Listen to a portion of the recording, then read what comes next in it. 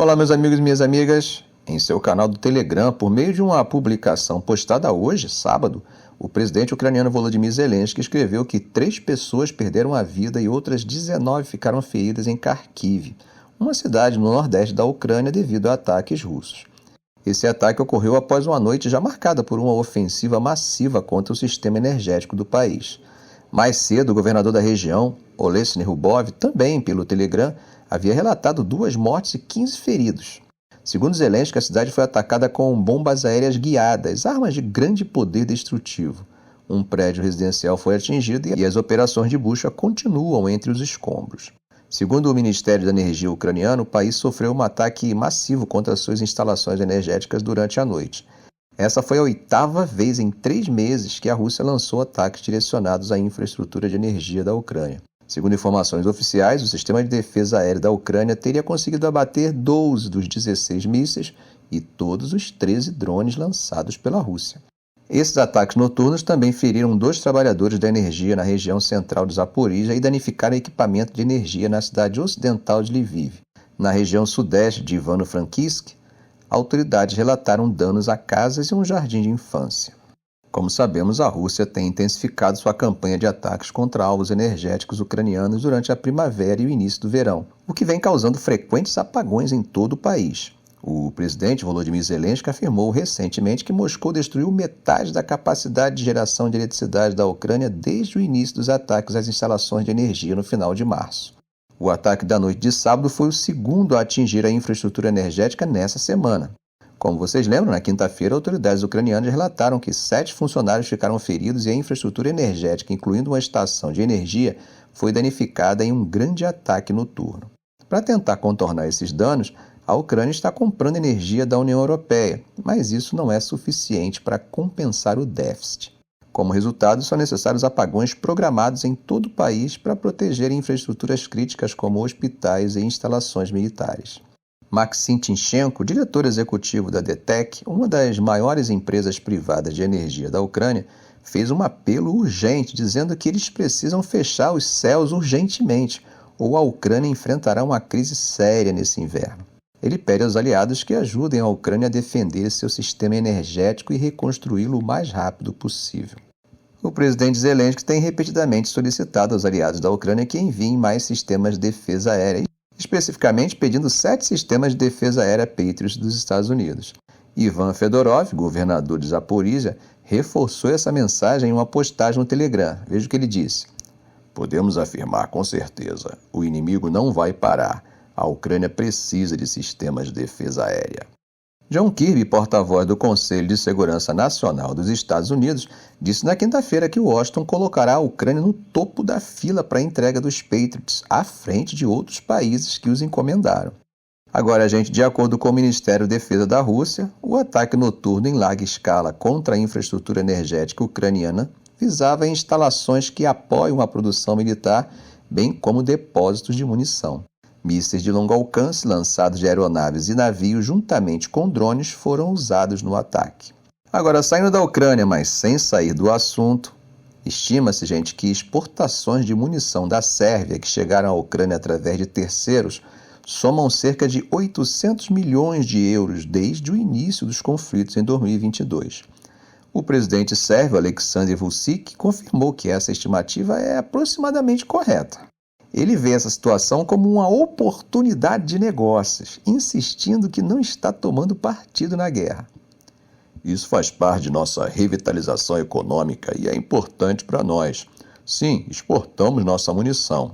Segundo ele, o país não pode exportar para a Ucrânia ou para a Rússia, mas possui muitos contratos com americanos, espanhóis, tchecos e outros. E o que eles fazem com isso no final é problema deles e não da Sérvia. Como eu tenho falado nos meus vídeos, enquanto os civis da Ucrânia, da Rússia e do Oriente Médio choram, as indústrias bélicas do mundo estão rindo à toa. Vučić, no entanto, reforça que seu papel é garantir que os negócios sejam feitos legalmente e que ele está focado em cuidar do seu povo. Ele destacou que a Sérvia mantém laços de amizade tanto com Kiev quanto com Moscou, referindo-se a ambos como irmãos eslavos. É interessante notar que a Sérvia não é membro da OTAN nem da União Europeia, gente. E o seu povo tem um apego sentimental à Rússia. além de ressentimentos com o Ocidente devido à campanha de bombardeios da OTAN em 1999. E é importante lembrar que Belgrado conta com o apoio de Moscou para bloquear o reconhecimento internacional de Kosovo, que é reconhecido pela maioria dos estados ocidentais, mas mantido fora da ONU por vetos russos e chineses. Percebe como o assunto é complexo? Já tocamos nesse assunto quando nós falamos do debate em torno do reconhecimento do Estado palestino pela ONU. Bom, apesar da pressão ocidental para adotar sanções contra a Rússia, Vučić resistiu e permitiu que voos russos continuassem, mesmo enquanto afirma estar comprometido com a adesão da Sérvia à União Europeia. Ele também tem mantido uma distância calculada do presidente russo Vladimir Putin, não se encontrando nem ligando para ele há anos. Bom, gente, isso conforme observou um diplomata ocidental. Esse diplomata também destacou o importante papel do embaixador dos Estados Unidos em Belgrado, Christopher Hill, que trabalhou para afastar Vučić de Putin. Segundo ele, apoiar a Ucrânia é mais importante do que pressionar Vučić sobre reformas democráticas. Ivan Vejvoda, do Instituto de Ciências Humanas em Viena, disse que Vučić tenta manter o apoio da extrema-direita ao mesmo tempo que fornece ajuda à Ucrânia. A Sérvia teve uma indústria de armamento próspera durante a Guerra Fria, quando fazia parte da Iugoslávia, e ainda fabrica munições de calibre padrão soviético, amplamente utilizado pelas forças armadas ucranianas.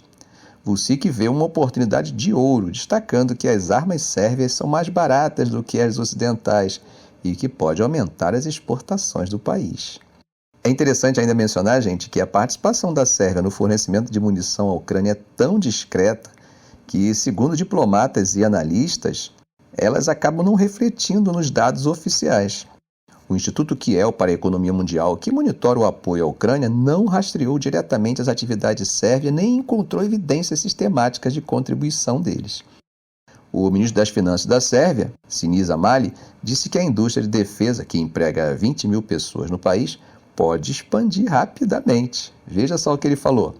Vejo isso como um grupo de negócios. Acho que ainda estamos muito abaixo das capacidades dos países mais desenvolvidos, mas agora é a hora. Enquanto isso, o governo eslovaco pediu à polícia que investigue o ex-ministro da Defesa, Jaroslav Nad, por doar caças e um sistema de defesa aérea à Ucrânia. Essa ação do governo atual, liderada pelo primeiro-ministro Robert Fico, marca uma reviravolta importante na política eslovaca desde que assumiu o poder em outubro de 2023, interrompendo o fornecimento militar à Ucrânia, mas permitindo o fornecimento comercial. Bom, vamos entender um pouco mais dessa situação. No ano passado, o governo anterior da Eslováquia doou uma dúzia de caças MiG-29 de fabricação russa que estavam fora de operação, além do sistema de defesa aérea Ku-B. Segundo Igor Milichev, secretário de Estado do Ministério da Defesa e membro do partido governante, essa doação expôs o espaço aéreo eslovaco e colocou os cidadãos em risco. Ele disse estar convencido de que Nad traiu a Eslováquia. Milichev afirmou ainda que o Ministério da Defesa está apresentando uma queixa criminal por suspeita de sabotagem, traição, abuso de poder e descumprimento de deveres fiduciários. Por outro lado, Nad negou qualquer irregularidade e afirmou que tomaria a mesma decisão novamente. Oleksiy Reznikov, ex-ministro da Defesa da Ucrânia, elogiou Nad, dizendo que ele foi proativo e profissional durante seu mandato. Reznikov afirmou com confiança que todas as ações de Jaroslav foram direcionadas para garantir a segurança das casas eslovacas, evitando que passassem pelo que os ucranianos estão vivendo atualmente. Uma das justificativas usadas por Milichev é que o governo de Nad estava em um período de administração interina e, portanto, tinha autoridade limitada para tomar decisões de política externa. Enquanto isso, na Ásia, nada de apagar a fogueira se podemos colocar um pouco mais de combustível. Eu falo isso em relação à chegada do porta-aviões nuclear dos Estados Unidos, o Theodore Roosevelt, na cidade portuária de Busan, na Coreia do Sul. Essa visita que ocorre hoje marca o início de preparativos para exercícios militares conjuntos que acontecerão ainda esse mês envolvendo não só a Coreia do Sul, mas também o Japão.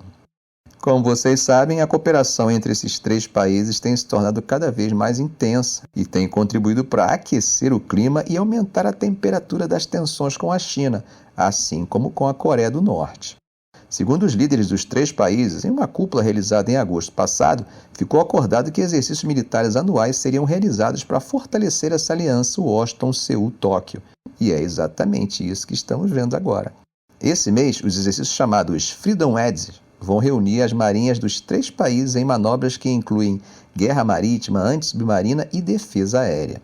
De acordo com o contra-almirante Christopher Alexander, comandante do Carrier Strike Group 9, o objetivo é melhorar a interoperabilidade entre essas marinhas e garantir que estejam prontos para responder a qualquer crise ou contingência.